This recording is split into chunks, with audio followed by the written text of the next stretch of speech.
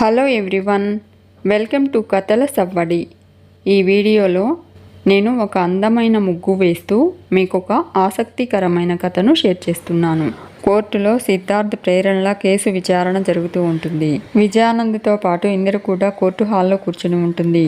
ప్రేరణ, సిద్ధార్థ్ తమ మీద కుట్ర చేసి కావాలనే ఈ కేసులో ఇరికించారు అని జడ్జి గారికి చెప్తారు. పబ్లిక్ ప్రాసిక్యూటర్ మీ మీద ఎవరు కుట్ర పన్నారో చెప్పండి అంటాడు. మీ దగ్గర ఆధారాలు ఏమైనా ఉన్నాయా అని అడుగుతాడు. కానీ మీరు చైన్ స్నాచింగ్ చేస్తూ ఒక పెద్దావిడ మెడలో చైన్ దొంగిలించే క్రమంలో తను ప్రతిఘటిస్తే ఆ పెద్దావిడని తోసేశారు. ఆ పెద్దావిడ తల రాయికి తగిలి హాస్పిటల్లో కన్నుమూసింది. అవన్నీ రుజువు చేయడానికి మా దగ్గర సాక్ష్యాలున్నాయి. ఆ సాక్ష్యాలన్నీ గౌరవనీయులైన జడ్జి గారి ముందుంచాము అని చెప్పి జడ్జి గారితో పబ్లిక్ ప్రాసిక్యూటర్, యువర్ ఆనర్, వీరిద్దరూ చదువు ముసుగులో దొంగతనాలు చేస్తూ జనం దృష్టిలో సివిల్స్ చదువుతున్న స్టూడెంట్స్లా చలామణి అవుతూ నేరాలకు పాల్పడుతూ ఇన్నాళ్లుగా పోలీసులకు దొరకకుండా తప్పించుకుని తిరుగుతున్నారు. కానీ ఇన్నాళ్లకు వీళ్ళ ముసుగు తొలగి వీళ్ళ నేర చరిత్ర బయటపడింది. సీసీ కెమెరాల్లో వీళ్ళ నేరం రికార్డైంది. ఆధారాలు పరిశీలించి ఇక ముందు ఇలాంటి నేరాలు జరగకుండా నేరస్తులను కఠినంగా శిక్షించాలని కోర్టు వారిని కోరుతున్నాను అంటారు. Defence lawyer objection your honour అంటాడు. నా క్లయింట్స్ నేరం రుజువయ్యేదాకా నిందితులు మాత్రమే, వారిని నేరస్తులనడం సరైనది కాదు అంటాడు.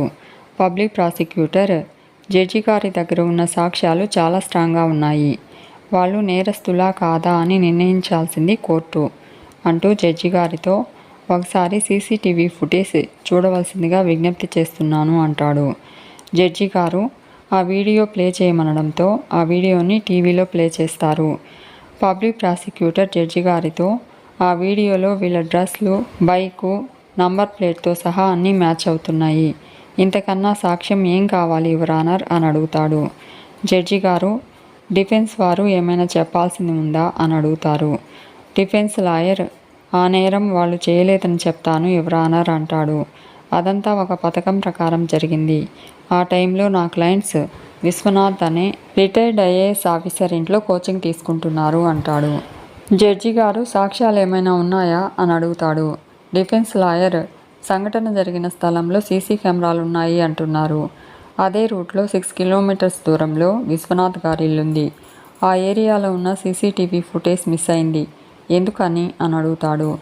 పబ్లిక్ ప్రాసిక్యూటర్ డిఫెన్స్ వారు లా పాయింట్ పట్టుకుని లాగాలనుకుంటున్నారు అంటాడు. కానీ ఆ సంఘటన జరిగిన స్థలం నుండి కొన్ని కిలోమీటర్ల వరకు సీసీ కెమెరాలు వర్కింగ్లో లేవని అధికారులు ఇచ్చిన రిపోర్టు ఆల్రెడీ మీ ముందుంచాను యువర్ ఆనర్ అంటాడు. డిఫెన్స్ లాయర్ సీసీ కెమెరాలు రిపేర్లో ఉండొచ్చు, కానీ విశ్వనాథ్ గారు ఇక్కడే ఉన్నారు అంటాడు. విశ్వనాథ్ సంఘటన జరిగిన సమయంలో ప్రేరణ, సిద్ధార్థ్ తన ఇంట్లో ఉన్నట్టు సాక్ష్యం చెప్తాడు. పబ్లిక్ ప్రాసిక్యూటర్ విశ్వనాథ్ని క్రాస్ ఎగ్జామ్ చేస్తాడు. విశ్వనాథ్ ప్రేరణ, సిద్ధార్థ్కి ఎగ్జామ్ పెట్టి మధ్యలో ఆయన వైఫ్ని తీసుకుని హాస్పిటల్కి వెళ్ళడం వల్ల విశ్వనాథ్ సాక్ష్యం చెల్లదని జడ్జి గారికి చెప్తాడు. డిఫెన్స్ లాయర్ బోన్లో నిలబడి సాక్ష్యం చెప్పిన వ్యక్తి ఎవరో దారిన పోయే దానయ్య కాదు, ఒక రిటైర్డ్ ఐఏఎస్ ఆఫీసర్. ఆయన సాక్ష్యం కూడా చెల్లకుంటే ఇంకేం చేయాలి యువర్ ఆనర్ అని అడుగుతాడు. ఇదంతా నా క్లయింట్స్ మీద జరుగుతూ ఉన్న కుట్ర అని చెప్పడానికి ఇంతకన్నా నిదర్శనం ఏం కావాలి అంటాడు.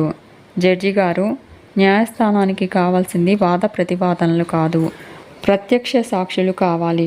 విశ్వనాథ్ గారు చెప్పింది నిజం కావచ్చు, కానీ వారు ప్రత్యక్ష సాక్షి కాదు కదా, కోర్టు వారి సాక్ష్యాన్ని అంగీకరించదు అంటారు. డిఫెన్స్ లాయర్ ఈ కేసులో నిజానిజాలు తెలుసుకుని ఆధారాలు మీ ముందుంచడానికి నా క్లయింట్స్కి కాస్త వ్యవధి ఇవ్వమని, నా క్లయింట్స్కి బెయిల్ మంజూరు చేయవలసిందిగా కోర్టు వారిని కోరుతున్నాను అంటారు. పబ్లిక్ ప్రాసిక్యూటర్ సాక్ష్యాలు వారిద్దరి నేరస్తులని చెప్తూ ఉంటే ఇంకా వ్యవధి, బెయిల్ అనడం హాస్యాస్పదంగా ఉంది అంటాడు. ఇలాంటి కేసుల విషయంలో కాలయాపన చేయడం, బెయిల్ మంజూరు చేయడం ఈ సమాజానికి హానికరం. వీళ్లకు బెయిల్ ఇస్తే సాక్ష్యాలు తారుమారు చేసే అవకాశం ఉంది. కోర్టు సమయం వృధా కాకుండా సరైన తీర్పు ఇవ్వవలసిందిగా మిమ్మల్ని రిక్వెస్ట్ చేస్తున్నాను అంటారు. జడ్జి గారు కోర్టుని వాయిదా వేస్తారు. కోర్టు బయట ప్రేరణ, సిద్ధార్థ్ ఉంటారు. ఇందిర ప్రేరణ దగ్గరకు వెళ్ళబోతూ ఉంటే సుధాకర్ వద్దక్క ఇప్పటిదాకా ఆగావు, 1 గంట ఓపిక పట్టు, ఆ గణాగాడు చూసేస్తాడు అంటాడు. ఇందిర గంట ఆగితే నా బిడ్డ కేసు నుంచి బయటపడుతుందా, ఆ నమ్మకం నాకు లేదు అంటుంది. సుధాకర్ అలా అనుకోకక్క, జడ్జి గారు మనసు మారి వాయిదా ఇవ్వచ్చు, బెయిల్ మంజూరు చేయొచ్చేమో అక్క, కాసేపు ఓపిక పట్టు అంటాడు. అప్పుడే లాయర్ ఇందిర దగ్గరకు వస్తాడు. ఇందిర వాయిదా అడుగుతా అన్నారు, బెయిల్ ఇస్తామన్నారు కదా సార్ అని అడుగుతుంది. లాయర్ నేను ఎంత ప్రయత్నించానో మీరు చూశారు కదమ్మా అంటాడు. నా హోప్ అంతా విశ్వనాథ్ గారి సాక్ష్యం మీదే ఉంది, కానీ వర్కౌట్ కాలేదు అంటాడు. ఒక సాక్ష్యమైనా మనకు అనుకూలంగా ఉండి ఉంటే పరిస్థితిని తారుమారు చేసేవాడిని, కానీ ఏమీ చేయలేకపోయాను అంటాడు. ఇందిర ఏదో ఒకటి చేసి నా బిడ్డను కాపాడండి, మీకు దండం పెడతాను అంటుంది. లాయర్ మీరేం టెన్షన్ పడకండి, నా శాయశక్తిలా ప్రయత్నిస్తాను అని చెప్పి వెళ్ళిపోతాడు. ఇక గణేష్ ప్రేరణ సిద్ధార్థ్ దగ్గరకు వస్తాడు. గంట సేపు చల్లని గాలి పీల్చుకుంటున్నారా అంటూ, పీల్చుకోండి, రేపటి నుంచి మళ్ళీ మీకు అవకాశం రాదు, జైల్లో ఇలాంటి ఫెసిలిటీ ఉండదు అంటాడు. మిమ్మల్ని చూస్తుంటే నాకు చాలా బాధగా ఉంది, ఇంత ఘోరం జరుగుతుందనుకోలేదు, మీకు అనుకూలంగా ఒక సాక్ష్యం కూడా లేకపోవడం చాలా బాధాకరం. మీ నిజాయితీయే మిమ్మల్ని కాపాడుతుందని మీరే కాదు నేను నమ్మాను, కానీ పాపం జడ్జి గారు మీరు తప్పు చేశారని నమ్మేశారు, వెరీ వెరీ బ్యాడ్ టైం, గంటలో తీర్పు వస్తుంది, మీకు వేరే దారి లేదనిపిస్తుంది అని వ్యంగ్యంగా అంటూ ఉంటాడు గణేష్. సిద్ధార్థ్ ఏదో సాధించేశానని విర్రవీకకు, అబద్ధానికి తొందర ఎక్కువ, పరిగెడుతుంది కానీ పడిపోతుంది, నిజానికి నిలకడెక్కువ, నడక లేట్ అయినా సరే వేసే అడుగు స్ట్రాంగ్గా ఉంటుంది అంటాడు. గణేష్ ఇంత జరిగాక కూడా మీరు ఇంకా బయటపడతామనే నమ్మకం కలుగుతుందా అంటూ ఎగతాళిగా నవ్వుతూ వెరీ బ్యాడ్ అంటాడు. ప్రేరణ మా నమ్మకం కాగితం మీద వాదనల మీద కాదు, కాలం మీద, ఈ క్షణం ఇలాగే ఉండిపోతూ అంటుంది.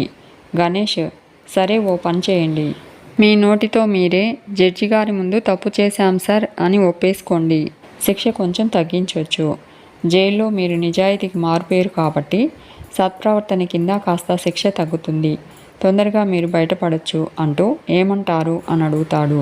ప్రేరణ ప్రాణం పోయినా ఆ పని చేయమంటుంది. సిద్ధార్థ్ చేయని తప్పుని ఒప్పుకునే ప్రసక్తే లేదు అంటాడు. గణేష్ సంతోషం అంటూ ఇక మిమ్మల్ని ఆ దేవుడు కూడా కాపాడలేడు అని చెప్పి గణేష్ వెళ్ళిపోతుంటాడు. దూరం నుంచి ఇందిర ప్రేరణని బాధగా చూస్తూ ఉంటుంది. మీకు ఈ వీడియో నచ్చితే లైక్ చేయండి, షేర్ చేయండి, తప్పకుండా సబ్స్క్రైబ్ చేసుకోండి. Thanks for watching.